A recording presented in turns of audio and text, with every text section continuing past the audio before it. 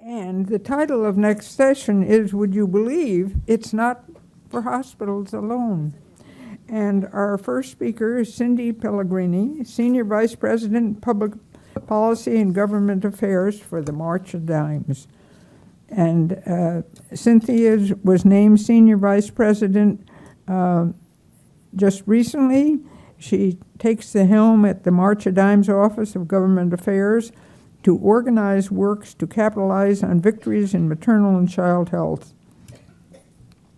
She comes to the March of Dimes from the American Academy of Pediatrics, would you believe, where she served as Associate Director for Federal Affairs for almost 7 years. But that's not all. Before that, she spent some time on Capitol Hill as the Chief Staff for Representative Louise M. Slaughter. And for those of you who don't know Louise M. Slaughter, she's our representative from Rochester, New York.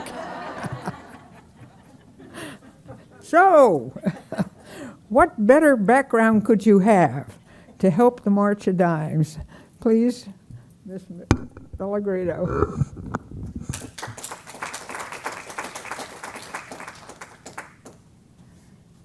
Thank you, Dr. Lawrence. And I know it seems like I just got to the March of Dimes because I was at the AAP for all that time, but hard to believe in a couple of weeks, about 2 weeks, I have my 3-year anniversary already. It's just speeding by. Well, thank you very much to ABM and its leadership, including Carla, for including March of Dimes and me in this event today. I know Erin and I have the unenviable task here of being the last speakers of the day, and you're a little bit sleepy, and it's been a long day, and you've had a lot of information to absorb. So we're going to try and keep this upbeat, and if you want to be interactive, if you have questions, you don't, at least for me, don't feel like you have to hold them till the end. We'll try and keep things moving. We've heard a lot today about all the different aspects of breastfeeding, promotion, and support. But Erin and I are going to be discussing the policy options, and we have divided things up such that I'm going to focus on the federal level. She's going to focus on the state level. So this is also going to be, I just want to kind of have a disclaimer, an overview of selected policy options. So it's not comprehensive. If you don't see your favorite policy option up here, it's not because it's not a good one. This is just a selection of highlights, and for instance, I wasn't going to mention Congresswoman Maloney's bill because I knew she was speaking earlier on the agenda and it seemed a little presumptuous. She was probably going to talk about it herself, right? So let's just dive right in. The past 5 years or so have seen a huge amount of progress, especially when you think historically speaking, on breastfeeding promotion. More progress on the federal policy level than we had probably seen cumulatively in the decades prior. So let's take a quick moment to look at just some of those key changes that have happened over the last several years. First, you had the Affordable Care Act, right? The Affordable Care Act included a couple of very important provisions.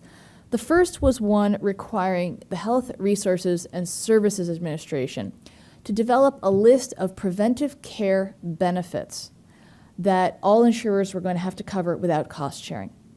And HRSA commissioned a panel of experts, and they went through a very thoughtful development process, and in the end, they included breastfeeding equipment and supplies and lactation support on that list of preventive care benefits, so they were mandated to be covered by all insurers without cost sharing. Clearly a huge leap forward in ensuring access to those products and services for most women.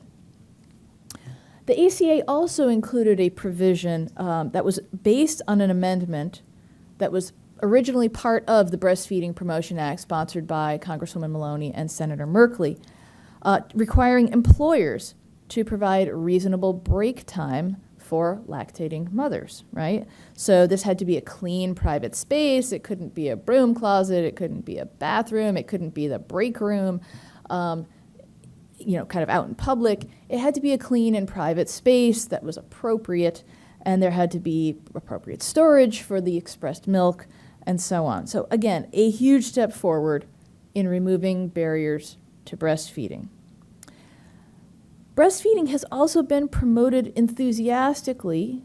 I think it was a little uneven at first, but has become much more universal by the WIC program. right? WIC did not originally perhaps see this as much as part of its mission, but the overhaul of the WIC food packages several years back now included the recommendation of the new partial breastfeeding package.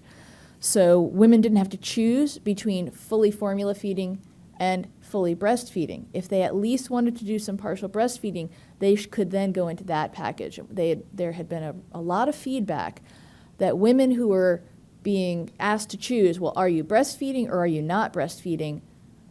If they were doing some, they felt like they had to give it up. They felt like they had to quit in order to honestly sign up for the breastfeeding or for the non-breastfeeding package in WIC. So this promoted the concept that breastfeeding is tremendously important. We'd rather have moms at least doing some rather than none. It didn't have to be an all or nothing proposition for everybody.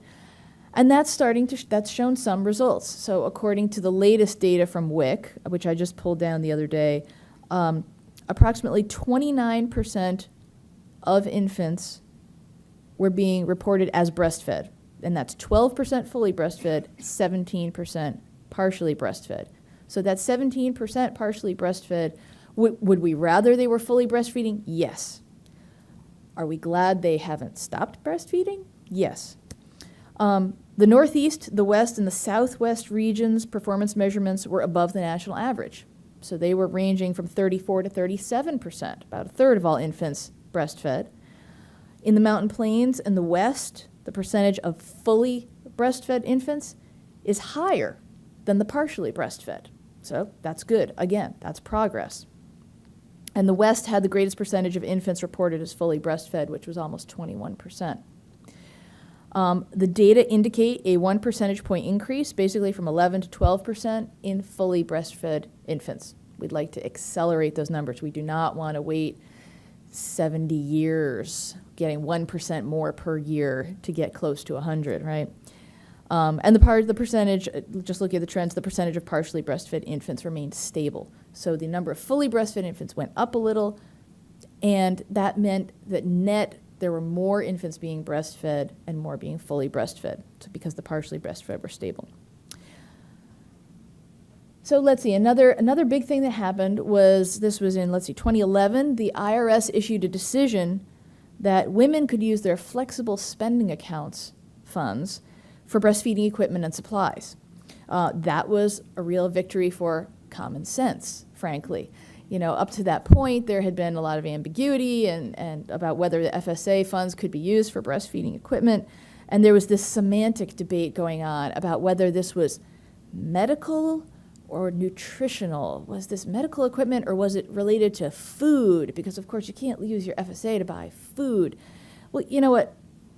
In the end, does it matter? Because common sense did win out. And, you know, breastfeeding is healthy for mom, healthy for baby, promotes the health of both. Let's go ahead. And that fact finally won out. Amen. Finally, there's been, I hope you would agree, some greater public visibility and recognition of breastfeeding. Polls are showing increases in the general public saying this is important. Women should be able to breastfeed. They should be supported in that. They should be able to do it in public places and so on. I'm personally still waiting to see breastfeeding presented as normative in TV and movies. But maybe, hopefully, we're moving in that direction slowly. So now our job is really to build and sustain those gains. So, for instance, on the Affordable Care Act, on the reasonable break time regulations, the Department of Labor has issued regulations. We need to be sure that the Department of Labor continues to promote those, continues to protect women from violations, continues to educate employers. Some employers we have recognized are going to have to be more creative than most. Some employers are going to find this a greater challenge than others. So we need to support them in those efforts. We need to provide some of the resources that they need, whether they're educational or otherwise, and when necessary, to undertake enforcement to protect women's rights and babies' health. On the issue of insurance coverage for breastfeeding equipment and lactation consultants, we need to monitor those policies now that the Affordable Care Act is up and running. You know, we've had our first open enrollment season. The numbers are very strong. Now we really need to dig into those policies and see what they are and aren't covering. So is the coverage going to be adequate? What is or isn't covered? Are some are some areas of the country or certain plans kind of engaging in a race to the bottom? Basically, who can provide the cheapest, flimsiest equipment, which is exactly, of course, what we don't want to see. And should there be someone, I don't know if it's March of Dimes or someone else, should there be someone who issues some sort of standards, guidelines, recommendations for what's considered appropriate coverage? You know, to actually put a statement out there saying, this would be what we consider a model policy. So the March of Dimes is looking at some of these issues right now. I wish we had more resources to do it in a systematic fashion, but we're talking to a lot of people to try and get a sense for what is the variation in the insurance policies. Is it based around plans? Is it based around region? Does it seem to be sensitive to demand? Are women completely unable to access certain kinds of benefits and services? And if they are, why?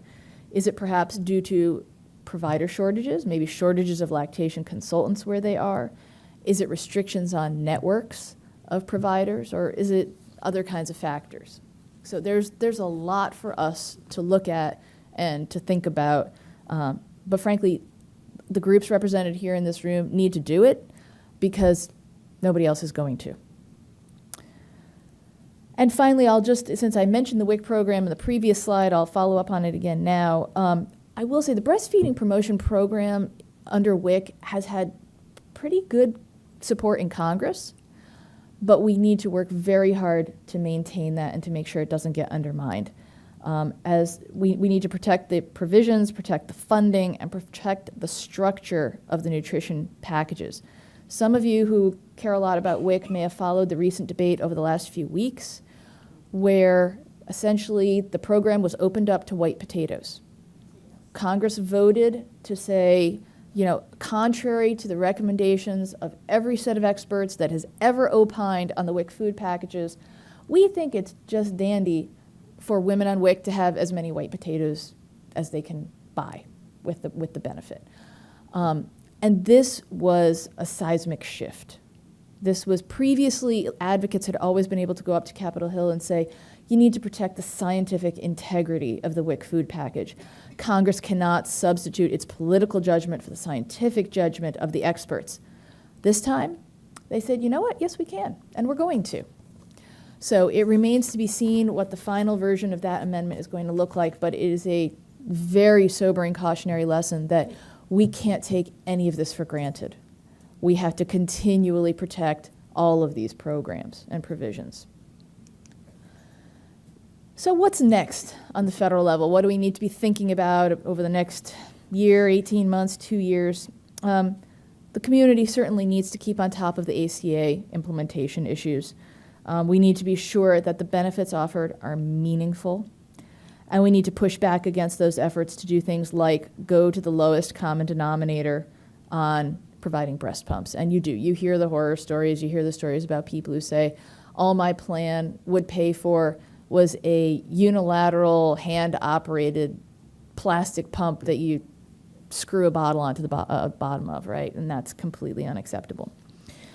We need to stay on top of the Fair Labor Standards Act implementation and make sure that those benefits are also meaningful. There are a lot of women out there who are not positioned in such a way to advocate for themselves on this issue. So we need to be their voice. We need to be out there pushing and speaking up and making employers uncomfortable once in a while to ensure that they go out and do what they ought to be doing. And finally, as a note, some of you may already know, but there was an amendment offered about 2 weeks ago to the National Defense Authorization Act, that's the NDAA, by Congresswoman Capps to make the TRICARE coverage of breastfeeding equipment and supplies equitable to that under the Affordable Care Act. So basically for those military families, whether they're enlisted women and officers or their spouses or their dependents, to make sure that they had access to the same coverage for breastfeeding equipment and supplies that privately insured individuals under the ACA are required to get. So that amendment was passed, and right now Congresswoman Capp's office is sounding fairly optimistic about retaining it through all the way to final passage. So we're going to have to all continue to be vocal in our support of that provision as well. So that is the quick overview of what's happening on the federal level. And Dr. Lawrence, would you like Erin to present next or take questions now? Well, let's have her say a few words. Okay. Great.